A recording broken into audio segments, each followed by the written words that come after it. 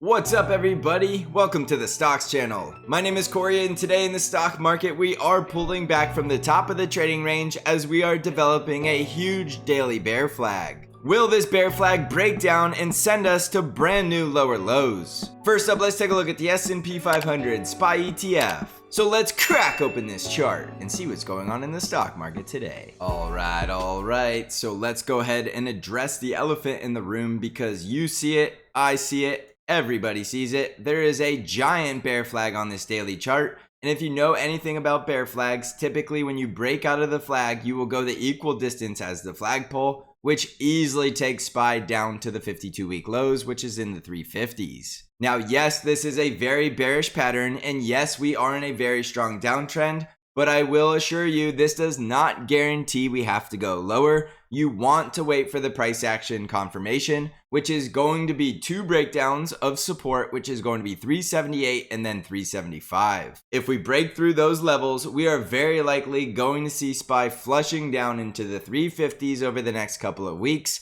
And we could see that catalyst starting tomorrow with the unemployment data. So do keep this in mind, and I will warn you, everybody can see this on the chart. And when everybody can see something happening, there are times where the stock market does do the opposite. So yes, this is the highest probability chance, and this does go with the strongest degree of the trend, which is still a bear market downtrend. So it's very easy to visualize this, and I talked about this just last night, how easy it is to visualize a rejection from a negatively sloping 20 simple moving average and then get ready to go for that next leg lower. And right on cue, we are starting to pull back from that resistance. However, we have not yet broken down through that critical support at 378. And then below 378, there is an hourly support at 375. So you can watch both of those levels and you instantly need to get bearish if we start breaking support. Breaking support means we're going to liquidate all of the longs who thought we would bounce from this level. And that is going to be all of the momentum to start us pushing down lower. So below 378, we'll be looking for 371 and then 364. And those will be the next legs lower in this bear market. If we get the bounce, we need to break above the resistance at 386 to 387.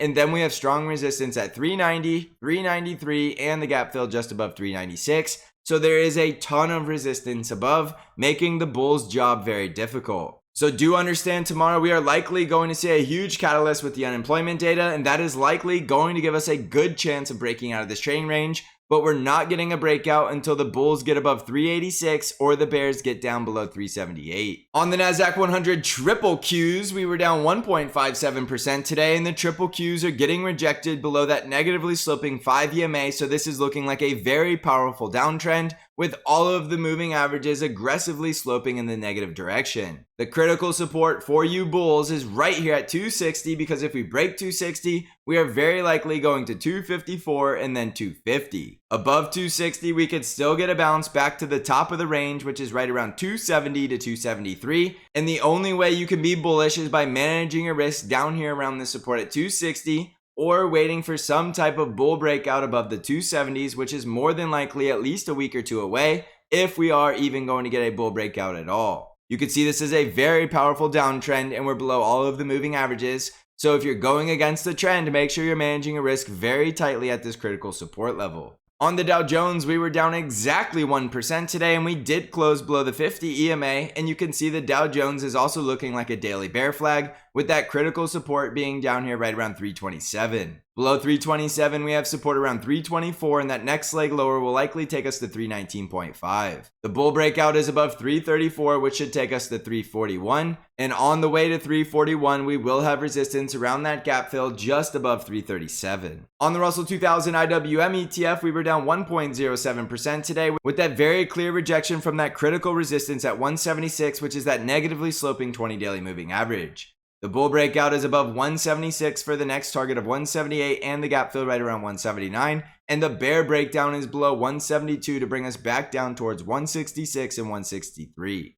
On the ARKK ETF, we were down 2.39% today, and ARKK is back down below all of the moving averages, and we still have the bear trend, so you need to be managing your risk right here, right around $30, or if you're a bear, you need to be managing your risk right around 32.5. The next leg lower will likely take us down to 28.37 on a break below 30, and we can get a lot more bullish if we can start breaking above 32.5 for that gap fill above 34. On the VIX, we were up 2.05% today, and the VIX is still trading within this range between 20 and 24, and we are still consolidating in this zone, which is still a high volatile zone while the VIX is above 20. The bulls want the VIX below 20, and the bears want to keep the VIX elevated above 20 and preferably a break above 24. On Bitcoin, we're currently flat on the day, going absolutely nowhere, but we did close yesterday back over the 20 daily moving average, which does give us the possibility of coming back up towards this resistance at 17,550. Above that, we can run back up to 19,000, but the critical support is still down here at 16,000. If we break critical support, our next leg lower is 14,395. On Amazon stock, we were down 2.37% today, and we did follow through with that very obvious rejection from the negatively sloping 20 daily moving average just below 87. That's going to be critical resistance because that's where the bears are showing up at. So the bulls need to break above 87 and then back over 91. The critical support level will be down here right around 81.7, and then our next leg lower below that breakdown will be $80 and then 77. On Microsoft stock, we were down 2.96% today, and Microsoft is getting extremely oversold below this daily lower Bollinger Band, and we're down below the support at 225, which means we could be going for that next leg lower all the way down here at 214.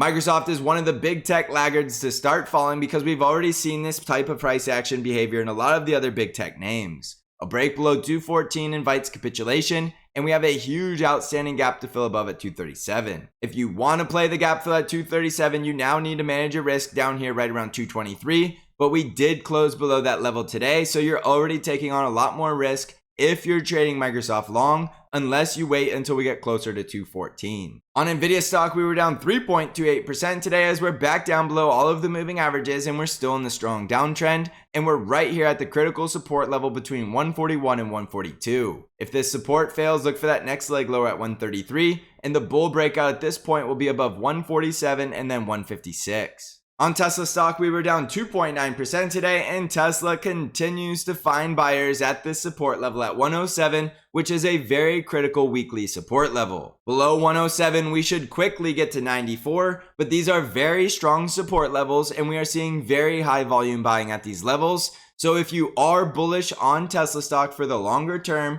and you don't mind holding it for multiple weeks or months, I do believe these are great prices to start accumulating at. If you're just a short-term trader, you can still buy around 107 for the upside price targets at 116 and the gap fill at 120, but there will be very strong resistance between 120 and 123. If the bulls can break above 123, we should easily get to 138 with a very sharp V-shaped recovery, but that will require the break of resistance right here at 123. So yes, I do think Tesla is due for a very powerful bounce, but it is going to take time to turn this corner, and once we start the upward momentum, I think it'll be very difficult to slow it down. So if you want to be a little safer, just wait for some type of bullish price action and a confirmation of a break of resistance, and there should still be plenty of time to take that trade. On Apple stock, we were down 1.06% today, and Apple broke down through the support at 126 yet again, which means we are very likely going down for that weekly support and price target down here around 122. Apple at 122 should be very strong support, so if we break below that, I do expect to see high volume selling and capitulation in Apple. Upside resistance levels are 126, 130, and 135. On the financials, we were down 0.75% today with the price action still above all of the moving averages as we start to develop a bull trend. The industrials were down 1.08% today, rejecting from that resistance around 99 and back down below the 20 daily moving average.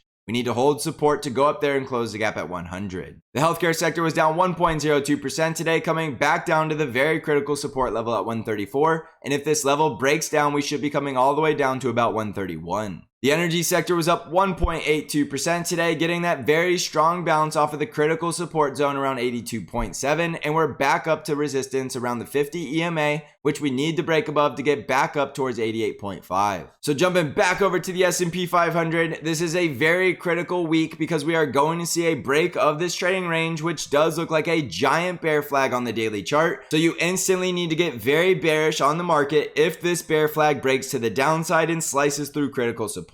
I always suggest waiting for the support level to break because I never suggest getting bearish at support because there could be the chance bulls show up. If bulls show up at support and we get a strong bounce, you instantly need to get a lot more bullish because we could be heading to 396. Also, don't forget I have Bank Trade Alerts, which is an algorithm-driven trade alert service that only trades the ETFs TQQQ and SQQQ and sends you all of your buy and sell alerts directly via email and text message. You can learn more about Bank Trade Alerts or learn how to subscribe by clicking on the link in the description of this video. If you're looking to become a better price action trader, come join us over at the Stocks Channel Trading Discord community where you get access to all of my intraday updates and analysis. You can find out how to join the Stocks Channel Discord by clicking on the link below. So thank you for watching, everybody. I hope you're crushing this market. And as always, I will see you in the next episode.